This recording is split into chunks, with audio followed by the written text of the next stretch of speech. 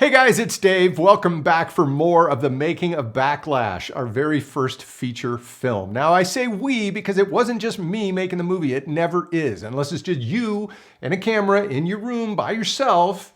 Making movies is a team sport. This is a collaborative medium, and you have to make room for other people to come and play and create and be with you as a team creating this whole thing. If you go in as simply this mindset where you're gonna be the auteur and every decision is gonna be your decision and you're gonna control the whole thing, on one level, you might get what you want, but I guarantee you it won't be as good as it could be by listening and collaborating with your creative partners.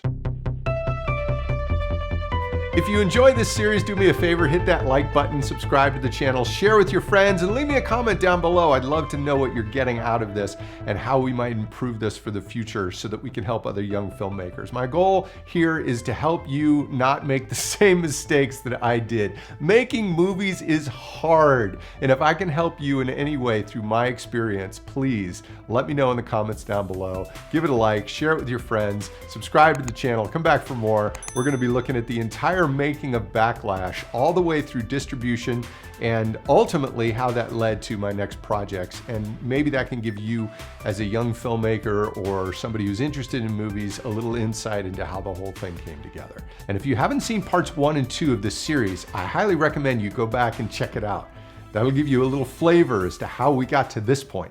This is called very, very low budget production. If you're a first-time director, stop yourself for a second and say, hey, wait a minute. I'm not in this by myself.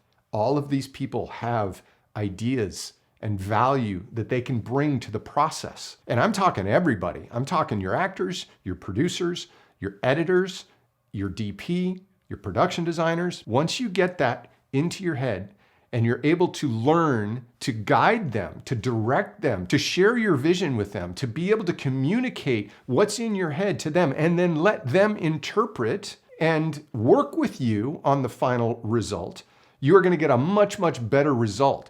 And the reason for that, that's my ringtone. I admit it. I'll be right back.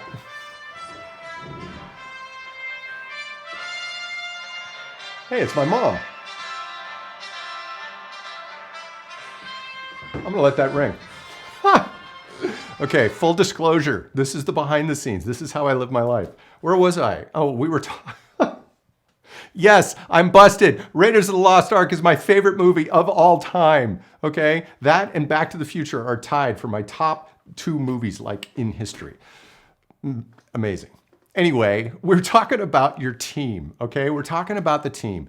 And the team is of vital importance because there's 2 things that I want to get across here, okay? Number 1 is by valuing your team, you're actually going to make a better movie.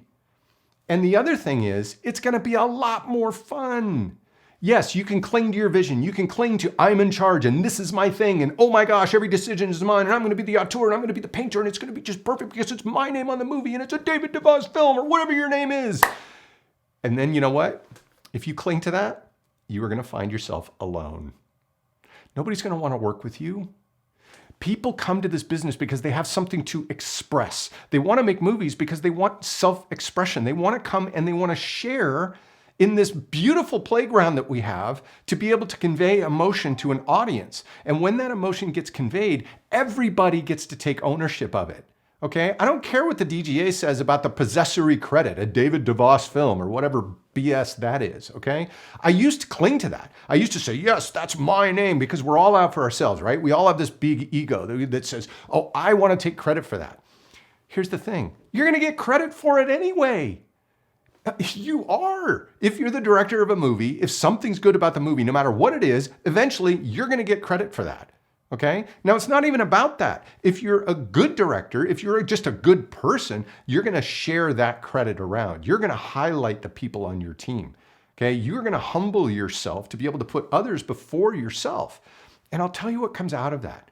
Incredible relationships, friendships that last for an entire career. And I have screwed up major in that category, especially early on in my career. Why? Because I was insecure.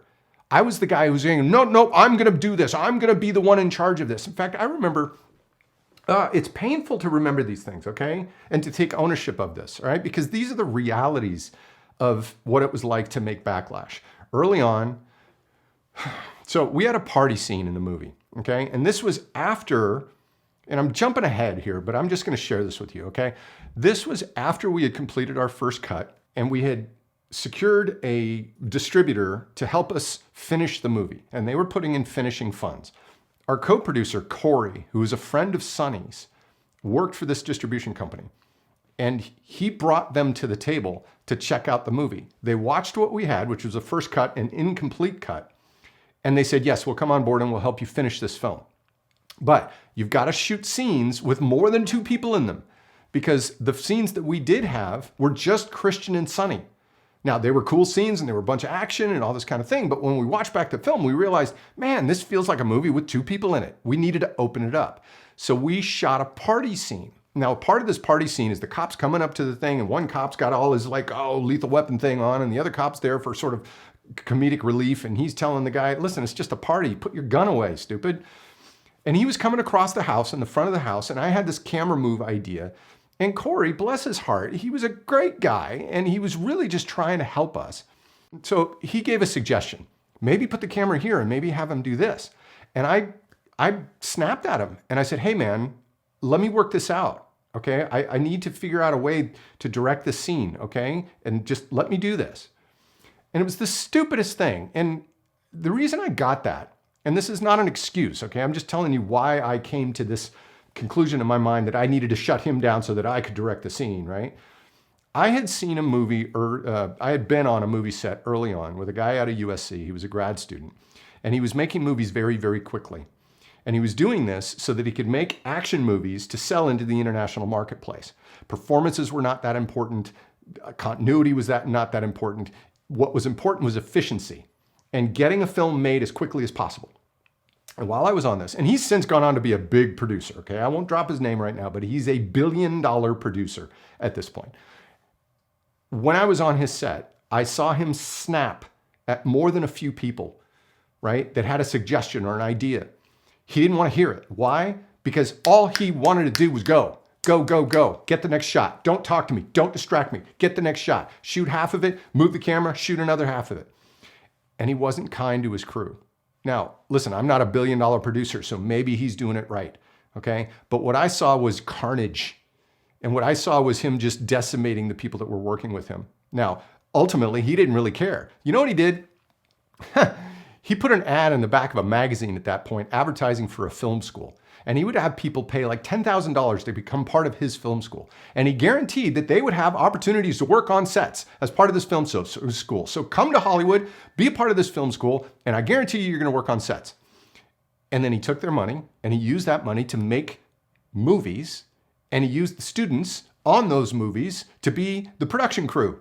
And then he took the movies, sold them into the international marketplace, kept all the money for himself, and then just wash, rinse, repeat. It was a brilliant scheme. And he's since parlayed that into being a big producer. Now, ethical? I don't know, you tell me. Because they got what they paid for. They worked on movies. So, business mind, entrepreneur? Yeah, you bet. Now, did everybody know that's what he was doing? I don't know. But when I was on the set and I saw him going, and I'm like, oh, wow, okay, I guess that's what a director does.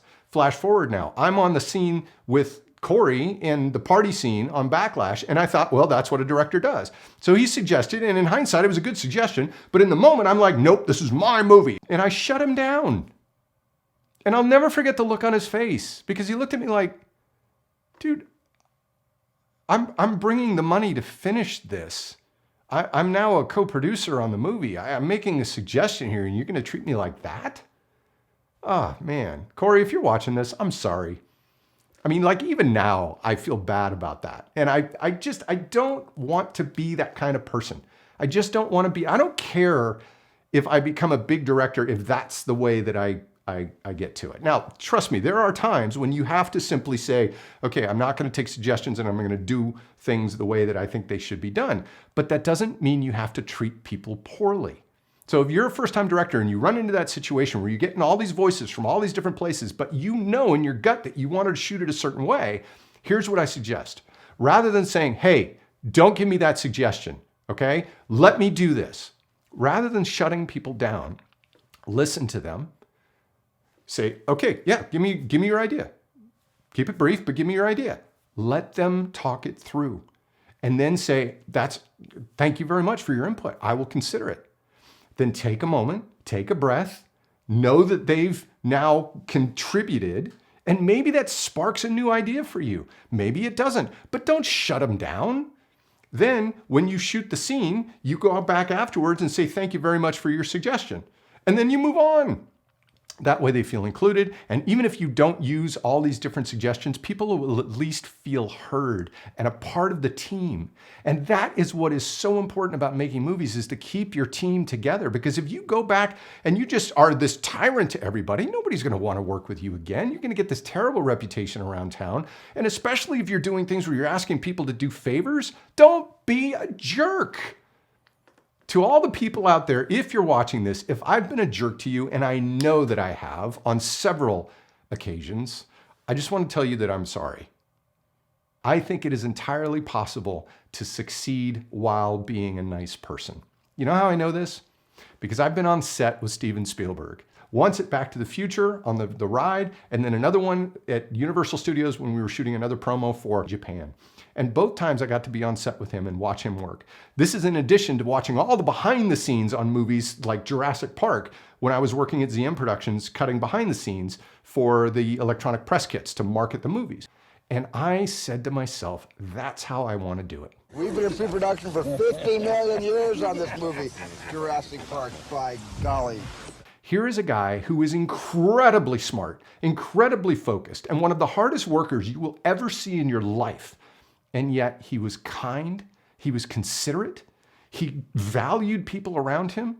He had this great way of working with people where he would include them and make them feel heard, and then he would shoot. Cut, print, great take.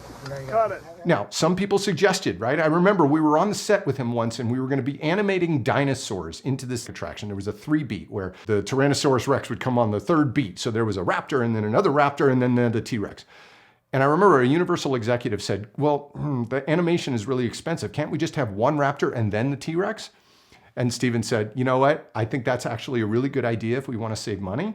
But the real joy in this, the real magic in this is a 3-beat. And that 3-beat, especially in comedy, has been established over years and years and years, going all the way back to the beginnings of movies, the beginnings of storytelling, the beginnings of comedy. And so, yeah, we could save money, but if we want this to be good, if we want this to really get the audience, you know, that 3-beat's really important. And that was that. So he acknowledged the issue. He invited the guy in, he gave him his quick reason, and then he shot the scene the way that he wanted to shoot it. And it turned out great. Now, do you think that executive, after the big attraction opened and it was a huge success and Steven Spielberg's name is attached, went back to his people and said, man, we didn't save $10,000 on the animation? No, because it was a huge success. And he gets to say, I had a chance to work with Steven Spielberg and help guide this thing to be the success that it was. Yeah. And Steven didn't shut him down. He made him feel heard, gave his reasons why, and then shot it. Anyway, whole point being is that if you're on set and you have a vision, it's okay for other people to have vision too. That's why they're there. They're there to help you. So you have to be flexible. No matter what you have in your head, the minute you cast, the minute you put something on film, the minute you get a location, things are going to be different than the way you envisioned they would be. Because the minute you actually solidify what the idea is to what the actual thing is, it's going to be different. And if you're a first-time director, or even if you're a fifth-time director, you will always fight that. You will always go, oh, it's not quite what I had in my mind. Well, guess what? It's never going to be what you had in mind. Okay? What you have on the script, in your head, and reality are actually 3 different things. And then the movie gets written again while you're shooting, and then it gets written again while you're editing. A movie gets written 3 times, once on the page, once on set, and once in editing. I call it surfing the movie. You have to catch this wave and just be dynamic. And you have to surf the wave. You can't get so locked into this is the way that it's going to be, because that wave is constantly moving and the tide rises and there's rocks and the wave goes over it and you're on top of this thing going, whoa, and you're trying to keep your balance, but you're trying to stay in control and not fall and die. And the movie's just going. And especially once you get some momentum, you've got to surf that movie. And it's never going to be what you had in mind, especially at the end. You watch your movie, and I guarantee you, if you were able to somehow put a movie together in your mind and then watch the finished film and compare the two, they will look nothing like what you had in mind. And that's okay. You have to understand that that's part of the process. And so we were all working together, kind of feel that out. Now, at the same time, as a director, I have to speak the language of camera and of lighting and of my cinematographer, my director of photography. And then on a producing side, Jake and I, we already had kind of a language that we spoke, but that language got tested in the fire of production because he was trying to work 3 or 4 days ahead of us, laying out locations and solving problems and all that sort of thing. I was doing that too, but I was also wearing all these other hats of director and location scout and trying to figure out how to pay for it all and keep all these plates spinning. It was not easy. Okay, so now picture this. We're in our little 2-bedroom apartment. I've got Garth sleeping on the couch. I got Kevin and Rob sleeping on the floor. I've got this entire floor full of C-stands and lights and flags and all this other stuff that Nils had ordered for the grip and electric package, which we were gonna shove into Rob's little trailer that he was pulling behind his truck. That was our grip truck. And we're like, okay, we probably need some kind of a trailer where the actors can be because we're gonna be out on the road and I don't know what we're gonna need. Maybe we need to cook and because we're not gonna have catering. We're not gonna be doing this stuff. So my wife's parents, my in-laws, were kind enough, maybe foolish enough, I don't know. Mom and Dad, I love you. I love you so much. You have given so much to us against better judgment. I'll just say it now. My wife's parents were kind enough to loan us their motorhome for the duration of the movie. So we drove down to San Diego, we brought the motorhome back, we parked it on the street outside of our apartment, and we loaded it up with food, with snacks, with water, with everything else, and that was gonna be our cast and crew trailer. It's gonna be our production office and our makeup and our wardrobe and all that kind of stuff. Well, little did we know that that was gonna be our lifeboat. January 17th, 1994. We are ready to go. The morning of the Northridge earthquake. Garth's on the couch and Steph's on the bed. Our power went out, our water got turned off, our gas mains got turned off. Everything was in pandemonium at that time. Now remember, this is before you could just whip out your cell phone or go online and figure out what happened. The news was everything. But without power, we didn't have news. We didn't know what happened. And so when we got in the motorhome and we started going up to Palmdale, we were in for a very rude awakening. The scene is northbound 5 and the southbound 14. The overcrossing of the southbound 14, as you can see here, has actually collapsed and pancaked atop the northbound lanes of the Golden State Freeway. So guys, if this is helpful to you in any way, shape, or form, do me a favor, like this video, subscribe to the channel. Come back next week because we're gonna get into this stuff, okay? I just unearthed a whole bunch of new behind the scenes tapes and I'm trying to get them transferred this week so that I can share this stuff with you. You've gotta see it to believe it. Do I have any suggestions for people trying to finance their own feature film? Yes, I do.